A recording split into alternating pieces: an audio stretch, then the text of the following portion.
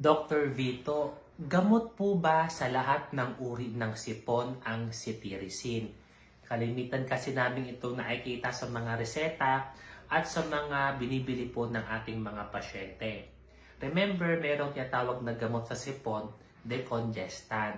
Ito po ay nakakatulong para paluwagin po ang hingahan natin sa ilong. Yung antihistamine namin po is tinatawag po anti-allergy yan. Example po, ang cetirizine ay isang uri po ng antihistamine, ibig sabihin anti-allergy.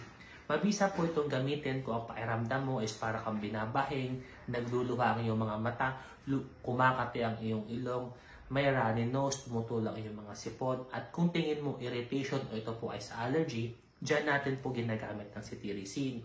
Pero ngayon po kasi, combination na po. Both may antihistamine and decongestant. Pero kung patuloy pa rin po ang mga sintomas, better consult your nearest doctor.